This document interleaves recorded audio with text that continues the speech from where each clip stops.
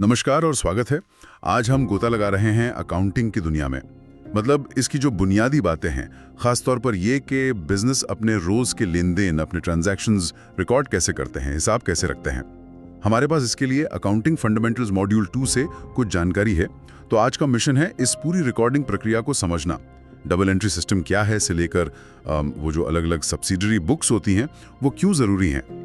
किसी भी बिजनेस की फाइनेंशियल हेल्थ को समझने के लिए ये जानना बहुत ज़रूरी है ना। तो चलिए शुरू करते हैं। सबसे पहला सवाल, बिजनेस के लिए अपने पैसे का हिसाब रखना इतना ज़रूरी क्यों है? कहाँ से शुरू होती है ये कहानी? बिल्कुल, देखिए, लेन देन की रिकॉर्डिंग किसी भी बिजनेस के लिए सांस लेने जैसी है। ये सिर्फ ऐसा नहीं कि कहीं लिख लिया, नहीं, बिल्कुल नहीं। ये पक्का करना है कि जो लिखा है वो सही हो, एक्यूरेट हो, कंसिस्टेंट हो, मतलब एक ही तरीके से लिखा जाए और ट्रांसपेरेंट हो। सोचे ना, अगर हिसाब ही गड़बड़ है तो फिर सही फाइनेंशियल रिपोर्ट कैसे बनेगी? ऑडिट कैसे होगा?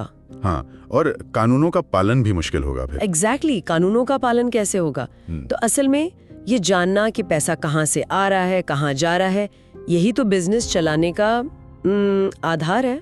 सही कहा। तो सबसे पहले जो शब्द दिमाग में आता है वो है डबल एंट्री सिस्टम। सुना तो बहुत है इसके बारे में। आखिर ये है क्या और क्यों इसे अकाउंटिंग की नींव मानते हैं? ये वाकई अकाउंटिंग की आत्मा है, कह सकते हैं। डबल एंट्री का सीधा सा मतलब है कि हर फाइनेंशियल ट्रांजैक्शन का असर कम से कम 2 जगह पड़ता है, 2 खातों पर, और वो भी उल्टी दिशाओं में।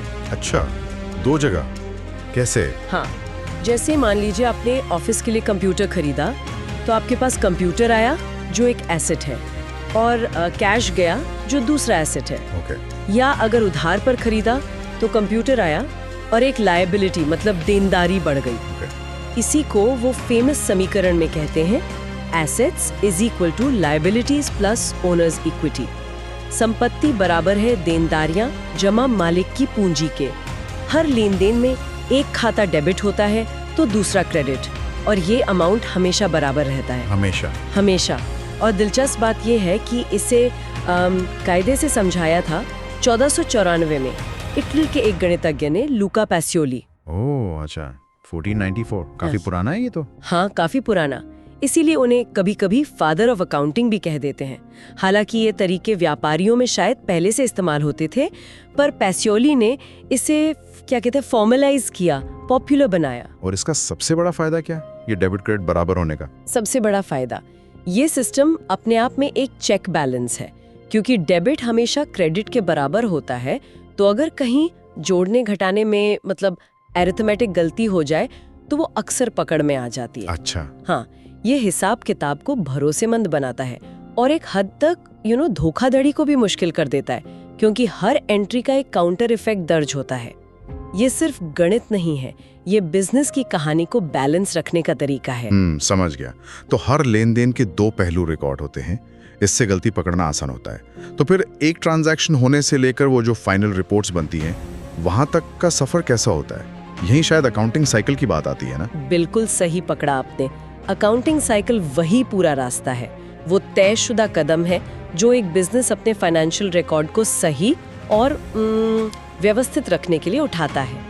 ये आमतौर पर एक तय समय के लिए होता है, जैसे 1 महीना या 1 साल। अच्छा, तो क्या क्या स्टेप्स होते हैं इसमें? देखिए, इसके मुख्य पड़ाव समझ लेते हैं। सबसे पहले तो ट्रांजैक्शन को पहचानना कि हाँ, ये बिजनेस का लेन देन है और इसे पैसे में नापा जा सकता है। फिर उसके सबूत इकट्ठा करना, जैसे वाउचर वगैरह। वाउचर, ठीक है। इसके बाद लेन देनों को तारीख के हिसाब से जर्नल नाम की किताब में लिखना। ये समझिए बिजनेस की रोज की डायरी है, क्रोनोलॉजिकल ऑर्डर में। रोज की डायरी, ओके। फिर जर्नल से जानकारी को लेजर में डाला जाता है। लेजर में हर तरह के खाते अलग अलग होते हैं, कैश का, बैंक का, सेल्स का, सबका अपना खाता। यहाँ जानकारी क्लासिफाई होती है। इसके बाद बनता है ट्रायल बैलेंस, ये देखने के लिए कि सारे डेबिट और क्रेडिट का जोड़ बराबर है या नहीं, मतलब कोई गणितीय गलती तो नहीं। ठीक है, ये तो चेकिंग हो गई। हाँ, पर कहानी ये खत्म नहीं होती। पीरियड के एंड में, जैसे महीने या साल के आखिर में, कुछ एडजस्टिंग एंट्रीज करनी पड़ती हैं। एडजस्टिंग एंट्रीज मतलब जैसे कोई खर्चा आपने पहले ही कर दिया पर उसका फायदा बाद में मिलेगा, जैसे प्रीपेड इंश्योरेंस। या कोई कमाई हो गई पर अभी पैसा मिला नहीं है, ऐसी चीजों को एडजस्ट करना पड़ता है।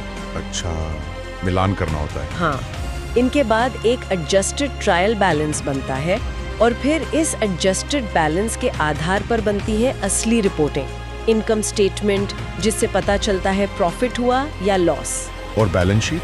और बैलेंस शीट जिससे पता चलता है कि बिजनेस के पास क्या है और उसे किसका देना है। आखिर में जो टेम्पररी खाते होते हैं जैसे रेवेन्यू और एक्सपेंस के, उन्हें बंद करके उनका नेट इफेक्ट परमानेंट खातों में जैसे कैपिटल में डाल दिया जाता है।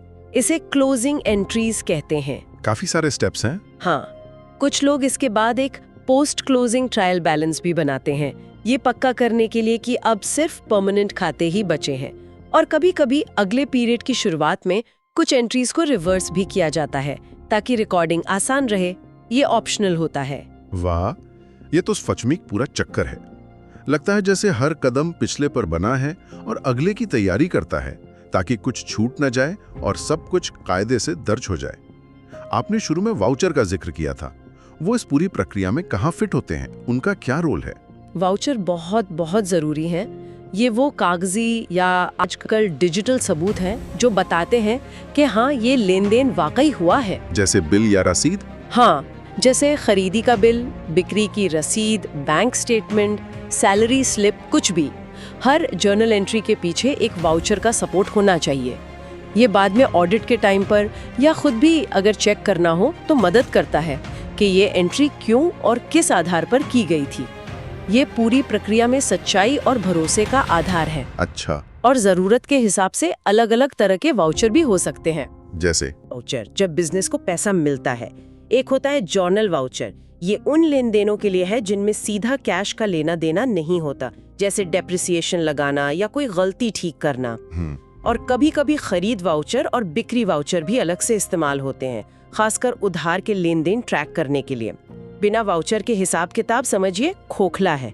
ये ट्रांसपेरेंसी और अकाउंटेबिलिटी मतलब पारदर्शिता और जवाबदेही सुनिश्चित करते हैं। अगर कल को कोई सवाल उठे तो वाउचर ही आपका जवाब होता है। समझ गया, सबूत पक्का होना चाहिए। अच्छा, अकाउंटिंग साइकिल में आपने जर्नल और लेजर इन दो शब्दों का भी इस्तेमाल किया था। सुनने में थोड़े एक जैसे लगते हैं, पर इनमें क्या फर्क है? ये दोनों बहियां मतलब बुक्स बहुत महत्वपूर्ण है, पर इनका काम अलग अलग है। जर्नल, जैसा मैंने कहा, बिजनेस की डायरी है। इसे बुक ऑफ ओरिजिनल एंट्री भी कहते हैं, क्योंकि कोई भी लेन देन सबसे पहले यहीं दर्ज होता है, तारीख के क्रम में, क्रोनोलॉजिकली। सबसे पहले जर्नल में? हाँ, हर एंट्री में तारीख होती है, कौन कौन से खाते प्रभावित हुए, किसे डेबिट करें, किसे क्रेडिट, कितनी रकम से, और एक छोटा सा नरेशन मतलब विवरण कि ये लेन देन किस बारे में है। ठीक है। और लेजर? दूसरी तरफ लेजर को प्रिंसिपल बुक या मुख्य बही कहते हैं। इसमें हर खाते का अपना पन्ना या सेक्शन होता है। हर खाते का मतलब कैश का अलग, बैंक का अलग? बिल्कुल, कैश का अलग, बैंक का अलग, मिस्टर राम का खाता अलग, सेल्स का खाता अलग, बिजली के खर्चे का खाता अलग, वगैरह वगैरह। जर्नल से सारी एंट्रीज यहाँ अपने संबंधित खातों में पोस्ट की जाती हैं, मतलब डाली जाती हैं क्लासिफाई करके। अच्छा, तो लेजर में सब वर्गीकृत होता है? हाँ, तो लेजर हमें ये बताता है कि किसी एक खास खाते की क्या स्थिति है, उसमें कितना बैलेंस है, डेबिट या क्रेडिट। सरल शब्दों में कहें तो जर्नल कहानी बताता है जैसे जैसे वो घटती है रोज, और लेजर हर किरदार यानी हर खाते का पूरा हिसाब एक जगह दिखाता है। ठीक है, ये फर्क समझ आया। जर्नल रोज की कहानी, लेजर हर किरदार का हिसाब। अब बात करते हैं ट्रायल बैलेंस की। नाम से लगता है कि ये किसी तरह का संतुलन जांचता है। इसका असली मकसद क्या है? हाँ बिल्कुल, ट्रायल बैलेंस एक तरह से लिटमस टेस्ट है अकाउंटिंग का। एक खास तारीख को, जैसे महीने या साल के आखिर में, लेजर में जितने भी खाते हैं उन सब के आखिरी बैलेंस, चाहे वो डेबिट बैलेंस हो या क्रेडिट बैलेंस, की एक लिस्ट बनाई जाती है।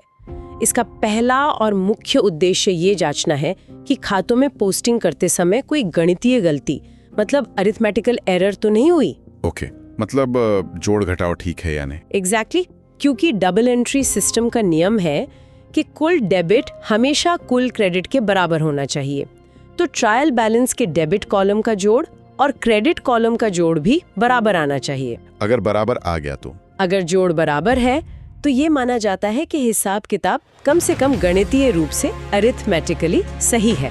हालांकि ये ध्यान रखना जरूरी है कि ट्रायल बैलेंस हर तरह की गलती नहीं पकड़ सकता। अच्छा, कौन सी गलतियां नहीं पकड़ पाता? जैसे मान लीजिए कोई एंट्री करना ही भूल गए, या पूरी एंट्री ही गलत खाते में कर दी पर डेबिट क्रेडिट बराबर रखा, या सही खाते में गलत अमाउंट डाल दिया, दोनों तरफ, तो भी ट्रायल बैलेंस मैच कर जाएगा। ओह, तो ये फुल प्रूफ नहीं है? नहीं, फुल प्रूफ नहीं है, लेकिन फिर भी ये एक बहुत जरूरी जांच है और इसी के आधार पर आगे फाइनेंशियल स्टेटमेंट बनते हैं। ये समझिए एक कच्चा चिट्ठा है जिससे पक्की रिपोर्ट तैयार होती है। समझ गया। अब आते हैं उन सहायक भइयों यानी सब्सिडियरी बुक्स पर। हमारे स्रोत सामग्री में इनका भी जिक्र है। इनकी जरूरत क्यों पड़ती है? क्या सिर्फ एक जर्नल और एक लेजर काफी नहीं है, खासकर अगर बिजनेस बहुत बड़ा ना हो? देखिए, छोटे बिजनेस के लिए शायद एक जर्नल, जिसे तब जर्नल कहते हैं, और एक लेजर काफी हो सकता है। लेकिन जरा सोचिए, एक बड़ी दुकान या कंपनी जहां दिन में सैकड़ों या हजारों बार एक ही तरह के ट्रांजैक्शन होते हों। जैसे उधार पर माल बेचना? हाँ, जैसे उधार पर माल बेचना या उधार पर माल खरीदना या कैश रिसीव करना। हर बार जर्नल में वही एंट्री करना, जैसे सेल्स के लिए customer account debit to sales account, ये कितना थकाऊ और बोझिल हो जाएगा। हाँ, जर्नल तो बहुत लंबा हो जाएगा। बिल्कुल, मुख्य जर्नल बहुत बड़ा और अव्यवस्थित हो जाएगा। यहीं पर सब्सिडियरी बुक्स, या जिन्हें स्पेशल जर्नल भी कहते हैं, काम आती हैं। ये खास तरह की किताबें होती हैं जो सिर्फ एक ही प्रकार के बार बार होने वाले लेन देनों को रिकॉर्ड करने के लिए बनाई जाती हैं। अच्छा, मतलब हर खास काम के लिए अलग किताब? हाँ, जैसे सारी उधार की बिक्री एक किताब में, सेल्स बुक, सारी उधार की खरीद दूसरी में, परचेज बुक, सारा कैश का लेन देन तीसरी में, कैश बुक। इससे होता ये है कि मुख्य जर्नल, जिसे आप जर्नल प्रॉपर कहेंगे, सिर्फ उन इक्का दुक्का या खास तरह के लेन देनों के लिए रह जाता है जो इन स्पेशल किताबों में नहीं आते। जैसे कोई एसेट उधार पर खरीदा, या साल के शुरू और आखिर की एंट्रीज, एडजस्टमेंट एंट्रीज, गलतियों को सुधारने वाली एंट्रीज। तो सब्सिडियरी बुक्स काम को आसान बनाती हैं, गलतियों की संभावना कम करती हैं और बड़े बिजनेस में काम को अलग अलग लोगों में बांटना भी संभव बनाती हैं। सोचिए, सेल्स डिपार्टमेंट सेल्स बुक संभाले, परचेज डिपार्टमेंट परचेज बुक, इसे डिवीजन ऑफ लेबर कहते हैं। हाँ, ये तो समझदारी की बात लगती है, खासकर जब लेन देन बहुत ज्यादा हो। तो आमतौर पर कौन कौन सी सब्सिडियरी बुक्स इस्तेमाल होती हैं? जरा कुछ उदाहरण देंगी? हाँ, जरूर। कुछ सबसे आम सब्सिडियरी बुक्स हैं। परचेज बुक, इसमें सिर्फ उधार पर खरीदा गया माल रिकॉर्ड होता है। ध्यान रहे, सिर्फ माल, गुड्स फॉर रीसेल। ओके। अगर कैश में खरीदा या कोई संपत्ति जैसे फर्नीचर खरीदी तो वो यहाँ नहीं आएगा। ओके, सिर्फ क्रेडिट परचेज ऑफ गुड्स। हाँ, फिर है सेल्स बुक, इसमें सिर्फ उधार पर बेचा गया माल रिकॉर्ड होता है, कैश सेल्स नहीं। ठीक है। फिर परचेज रिटर्न्स बुक, अगर हमने उधार खरीदा हुआ माल सप्लायर को वापस किया तो वो इसमें रिकॉर्ड होगा। इसे रिटर्न्स आउटवर्ड बुक भी कहते हैं। और वैसे ही सेल्स रिटर्न्स बुक, अगर ग्राहक ने हमें उधार बेचा हुआ माल वापस किया तो वो इसमें रिकॉर्ड होगा। इसे रिटर्न्स इनवर्ड बुक कहते हैं। फिर आती है कैश बुक, ये बहुत खास है। इसमें सारे कैश और बैंक से जुड़े लेन देन, पैसा आना और जाना रिकॉर्ड होते हैं। अच्छा, ये कैश और बैंक दोनों के लिए है? हाँ, और मजेदार बात यह है कि कैश बुक जर्नल और लेजर दोनों का काम करती है, कम से कम कैश और बैंक खातों के लिए। इनके लिए अलग से लेजर बनाने की जरूरत नहीं पड़ती। अरे वाह, ये तो डबल ड्यूटी करती है। हाँ, फिर कभी कभी बिल्स रिसीवेबल बुक और बिल्स पेएबल बुक भी होती हैं, अगर बिजनेस में बिल्स ऑफ एक्सचेंज का लेन देन ज्यादा होता है। और आखिर में जर्नल प्रॉपर, वो सारे लेन देन जो ऊपर की किसी भी स्पेशल किताब में फिट नहीं होते, वो यहाँ लिखे जाते हैं। जैसा मैंने पहले बताया, opening entries, closing entries, adjustment entries, rectification entries, assets की क्रेडिट परचेज वगैरह। समझ गया। तो सब्सिडरी बुक से काम काफी बढ़ जाता है और व्यवस्थित हो जाता है। आपने कैश बुक को बहुत खास बताया, और ये भी कि ये जर्नल और लेजर दोनों का काम करती है। क्या इसके भी कुछ अलग अलग रूप होते हैं या ये एक ही तरह की होती है? नहीं, जरूरत के हिसाब से कैश बुक के भी अलग अलग फॉर्मेट हो सकते हैं। मुख्य रूप से 3 प्रकार की कैश बुक होती हैं। 3 तरह की? हाँ। कौन कौन सी? पहली है सिंपल या single column cash book, single column cash book ये सबसे सादी है। इसमें सिर्फ कैश के लेन देन रिकॉर्ड होते हैं। डेबिट पैसा आया और क्रेडिट पैसा गया।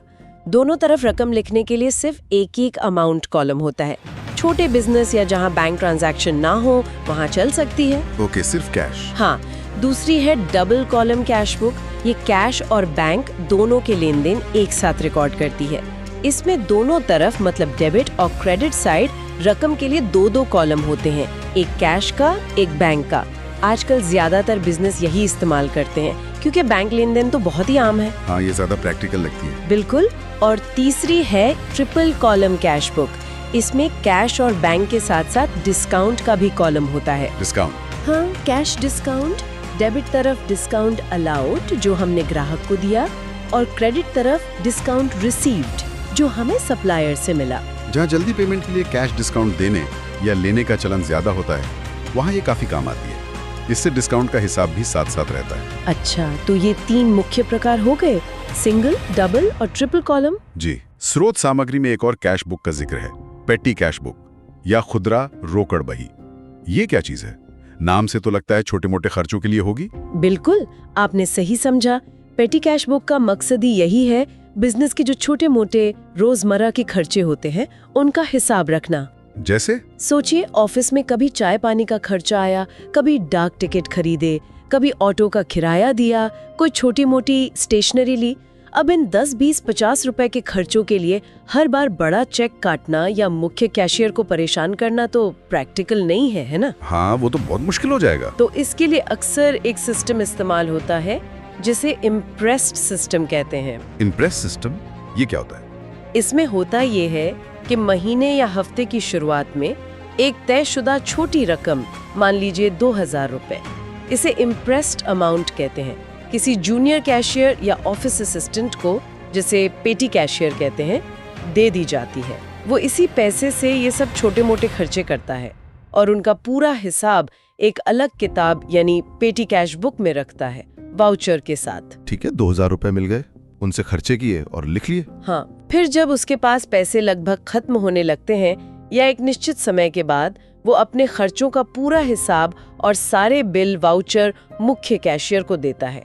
मुख्य कैशियर हिसाब चेक करके जितनी रकम उसने खर्च की है, मान लीजिए 1850 रुपए, उतनी ही रकम उसे वापस दे देता है। अच्छा, तो रिफिल हो गया बैलेंस। एग्जैक्टली। इससे उसके पास फिर से वही शुरुआती 2000 रुपए हो जाते हैं। ये सिस्टम छोटे खर्चों पर कंट्रोल रखने और मुख्य कैशियर का बोझ कम करने का एक बहुत कारगर तरीका है। अरे वाह, तो ये इम्प्रेस्ड सिस्टम छोटे मोटे खर्चों के लिए एक तरह का ऑटो रिफिल सिस्टम है। ये काफी चालाकी भरा लगता है। हाँ, काफी प्रैक्टिकल है। तो कुल मिलाकर आज हमने समझा कि बिजनेस अपने पैसे के लेन देन को कितनी बारीकी और व्यवस्था से रिकॉर्ड करते हैं। डबल एंट्री के सिद्धांत पर चलते हुए, अकाउंटिंग साइकिल के हर कदम को पूरा करते हुए। हाँ, वाउचर से लेकर जर्नल, लेजर, और फिर जरूरत के हिसाब से अलग अलग सब्सिडरी बुक्स जैसे purchase book, sales book, cash book और यहाँ तक कि वो छोटी सी पेटी कैश बुक तक का इस्तेमाल करते हैं। मकसद एक ही है, हिसाब किताब सटीक रहे, पारदर्शी रहे और बिजनेस की पूरी कहानी सही सही कहे। बिल्कुल सही कहा आपने। रिकॉर्डिंग की ये तकनीकें सिर्फ नियम या फॉर्मेलिटी नहीं है, ये वो बुनियाद है जिस पर बिजनेस अपने फाइनेंशियल परफॉर्मेंस को समझता है, सोच समझकर फैसले लेता है और बाहर की दुनिया को, जैसे इन्वेस्टर्स, बैंक, सरकार को भरोसे के साथ अपनी स्थिति बता पाता है। हाँ, भरोसे के लिए जरूरी है। असल में ये फाइनेंशियल क्लैरिटी मतलब वित्तीय स्पष्टता पाने के औजार हैं। इनके बिना बिजनेस चलाना अंधेरे में तीर चलाने जैसा है। बिल्कुल। और जाते जाते हमारे श्रोताओं के लिए एक सोचने वाली बात छोड़ जाते हैं। जिस तरह बिजनेस अपने हर रुपए के आने जाने का इतना डिटेल्ड हिसाब रखते हैं, क्या हमें अपने व्यक्तिगत वित्त मतलब पर्सनल फाइनेंस में भी इसी तरह की डिटेल ट्रैकिंग करनी चाहिए? क्या रोज के छोटे छोटे खर्चों को भी इसी तरह वर्गीकृत करके लिखना फायदेमंद हो सकता है, या ये जरूरत से ज्यादा मेहनत होगी? कहाँ तक जाना चाहिए, इस पर विचार कीजिएगा।